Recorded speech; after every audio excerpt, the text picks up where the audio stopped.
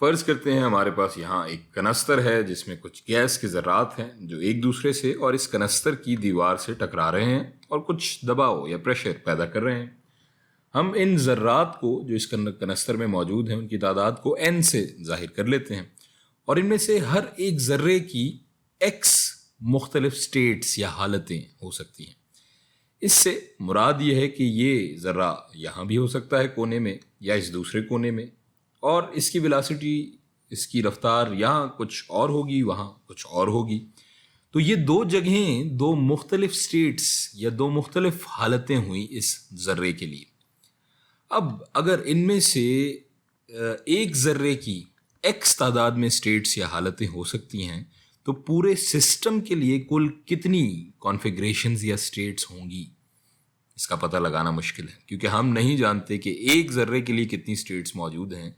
ये अनगिनत भी हो सकती हैं और फिर हमारे पास कुल कितने ज़र्रात हैं हमें ये भी नहीं मालूम। उसके बाद जितने ज़र्रात होंगे और जितनी स्टेट्स एक ज़र्रे के लिए होंगी हम उन्हें मल्टीप्लाई कर लें तो हम एक मैथमेटिकल शक्ल में इसका एक एस्टिमेशन ज़रूर लिख सकते हैं, जो कि हो जाएगा कि अगर हमारी एक ज़र्रे की हमने देखा कि x मुख्तलिफ स्टेट्स हैं तो इस सिस्टम की टोटल स्टेट्स हो जाएंगी x की पावर n, जो कि कुल ज़र्रात हैं इस सिस्टम में। सो अब हम एक सिस्टम वेरिएबल बनाने की कोशिश करेंगे जिससे हम ये पता लगा सकें कि हमारा सिस्टम कुल कितनी स्टेट्स में हो सकता है। सो हम स्टेट्स को जाहिर करने के लिए s लिख लेते हैं और चूंकि ये काफ़ी ज़्यादा हो सकती हैं तो हम इन स्टेट्स की तादाद का लॉगरिथम ले लेते हैं और उसके आगे एक कांस्टेंट हम डाल देते हैं जो कि k के बराबर होगा। इसको k से डिनोट कर लेते हैं, जाहिर कर लेते हैं। सो ये मसावात या इक्वेशन हो जाएगी s is equal to k into logarithmic natural log of ln of x की पावर n। सो ये हमारा बनाया हुआ एक स्टेट वेरिएबल है जिसके ज़रिए थ्योरी में कम से कम हम ये बता सकते हैं कि एक सिस्टम में कितनी स्टेट्स हो सकती हैं। अब अगर हम अपने ऊपर वाले कनस्तर को ले लें और इसके बराबर में यहाँ बिल्कुल उसी के साइज जितना एक और कनस्तर बना लें जो कि इससे बिल्कुल जुड़ा हुआ है इसकी दीवार।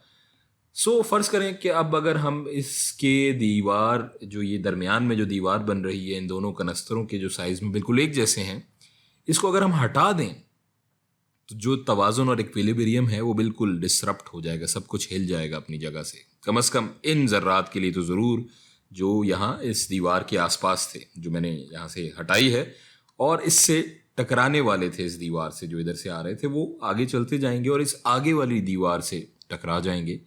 और ये जो कोने में साइड्स पे जो ज़र्रात हैं इन दीवारों के पास, इनको तो शायद अभी मालूम भी नहीं होगा कि हुआ क्या है।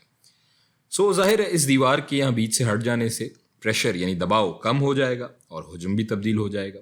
जैसे अगर इस कनस्तर का हुजूम, एक कनस्तर का हुजूम v के बराबर था तो इसी के बराबर एक और कनस्तर अगर ऐड होता है इस सिस्टम में तो अब सिस्टम का जो कुल हुजूम है वो 2v दुगना हो जाएगा, 2 इंटू वी हो जाएगा।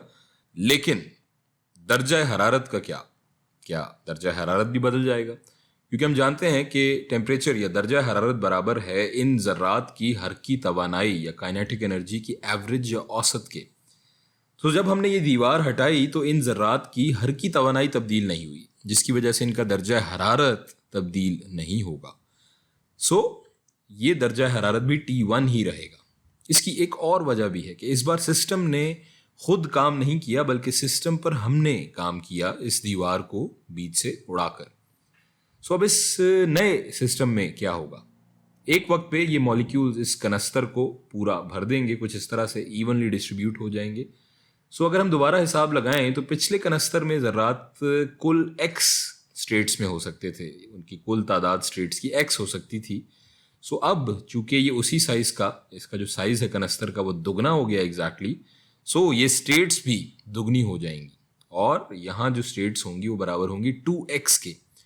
सो हमारे नए s या इसे हम फाइनल s या हतमी s कह लेते हैं, ये बराबर हो जाएगा SF is equal to k into ln of 2x की पावर n।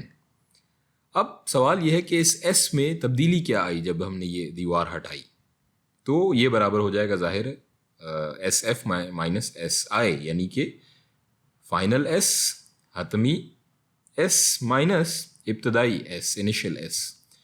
अब ये वैल्यूज़ हम यहाँ प्लग इन कर लेते हैं, तो डेल्टा एस बराबर हो जाएगा, ये एस एफ है के into l n of 2n की पावर n 2 की पावर n इंटू एक्स की power n minus k into l n into x की पावर n। अब हम लॉग को मजीद सिंप्लीफाई कर लेते हैं, तो ये डेल्टा एस बराबर हो जाएगा, ये कांस्टेंट बाहर आ जाएगा, के इंटू एल एन ऑफ 2 की पावर n इंटू एक्स की पावर n बटा एक्स की पावर n।